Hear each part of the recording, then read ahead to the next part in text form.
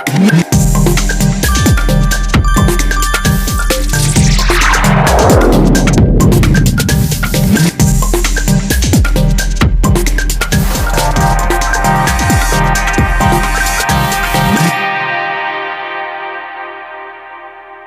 हैं इस समय हमारे देश में कितना अनक्लेम्ड पैसा बैंक्स, एम्प्लॉय प्रोविडेंट फंड्स और बाकी इंस्टीट्यूशंस के पास पड़ा हुआ है?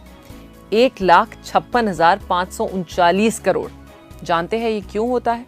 क्योंकि पॉलिसीज और इन्वेस्टमेंट्स करते वक्त हम सारी डिटेल्स ध्यान से नहीं भरते। कंपनीज को अक्सर पता ही नहीं होता कि हमारा पैसा हमें और हमारी फैमिलीज तक कैसे पहुंचाएं। आपने तो अपने फॉर्म्स ठीक से भरे हैं ना? हाय, I'm Vani and I've been a part of the news industry for over a decade now. और मैं अपने एक्सपीरियंस से एक बात जरूर कह सकती हूँ कि इंश्योरेंस एक ऐसा सब्जेक्ट है जो जितना इम्पोर्टेंट है उतना ही मिसअंडरस्टूड भी है। LIC और मैं इस वेब सीरीज के जरिए इंश्योरेंस के बारे में कुछ गलत फहमियाँ दूर करना चाहते हैं। तो चलिए शुरुआत करते हैं। आज की टिप है नॉमिनेशन पर। पहले समझते हैं कि नॉमिनीज होते कौन हैं। लीगल टर्म्स की अगर बात की जाए तो नॉमिनी वो होता है जो आपके दुनिया में ना रहने पर बैंक या इंश्योरेंस कंपनी से पैसा लेकर कंपनीज को लीगल डिस्चार्ज देता है।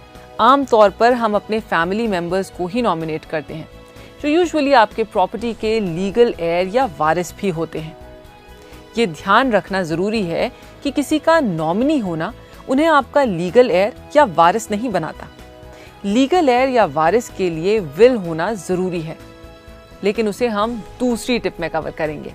कितनी कहानियां सुनी होंगी आपने जहां किसी ट्रेजेडी की स्ट्रेस के साथ परिवार की जिंदगी में आते हैं CAs, लॉयर्स, एजेंट्स। क्यों? क्योंकि फैमिली में किसी को पता ही नहीं होता कि क्या इन्वेस्टमेंट्स किए गए हैं, क्या पॉलिसीज हैं, कैसे क्लेम करें, किससे मिलें।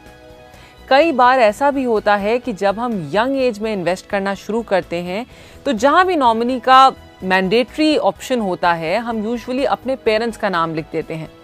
होपफुली उनको ये बात बता भी देते हैं। सालों बाद जब हमारे पेरेंट्स इस दुनिया में नहीं रहते, किससे याद रहता है कि कौन से इन्वेस्टमेंट प्लान में मम्मी या पापा का नाम दिया था? और एड्रेसेस और फोन नंबर्स तो हम वैसे ही कितने बार अपडेट करते हैं, कितने बार बदल चुके होते हैं। किसके पास टाइम है बार बार अपडेट करने का? अगर ये बातें आपको कहीं जानी पहचानी लग रही हैं तो समझ लीजिए कि इस वीडियो ने अपना काम कर दिया। आपकी मेहनत की कमाई जो आपने सोच समझ के इन्वेस्ट की है, क्या सच में आपकी फैमिली के काम आ पाएगी? अगर थोड़ा भी डाउट है तो सबसे पहले एक लिस्ट बनाइए। जितने भी इन्वेस्टमेंट याद आ रहे हैं उनसे शुरुआत कीजिए। अपने एजेंट्स को फोन लगाना शुरू कीजिए और सब जगह अपने नॉमिनीज और अपनी और उनकी कॉन्टैक्ट इन्फॉर्मेशन अपडेट कीजिए। थोड़ी मेहनत जरूर लगेगी, लेकिन ये जरूरी है। इसके बाद अपने नॉमिनीज और उनके वारिसों से इन इन्वेस्टमेंट्स के बारे में बात कीजिए। ये याद रखिए कि policy numbers, customer IDs, reference numbers, इन सब चीजों के बिना आपकी फैमिली के लिए पैसे क्लेम करना बहुत ही मुश्किल होगा। कुछ ऑर्गेनाइजेशंस हैं जैसे कि LIC, जो आपके साथ बैठ के आपके केस की सारी फाइल्स ढूंढ निकालते हैं और आपकी पूरी मदद करते हैं, even if you lose your policy number और अदर पॉलिसी डिटेल्स। स्पेशली अगर आपने LIC एजेंट से पॉलिसी खरीदी है तो वो आमतौर पर सभी ग्राहकों के पॉलिसी रिकॉर्ड्स मेंटेन करते हैं आपकी सुविधा के लिए। एक आदत बना लीजिए कि हर साल जब आप टैक्स रिटर्न्स फाइल करें तो लगे हाथ ये लिस्ट भी अपडेट कर लें और अपने फैमिली के साथ शेयर कर लीजिए। और हाँ, अगर आपके नॉमिनीज माइनर हैं तो उनके अपॉइंटीज या केयर टेकर्स को भी लूप में जरूर रखिए। ये बेहद जरूरी है।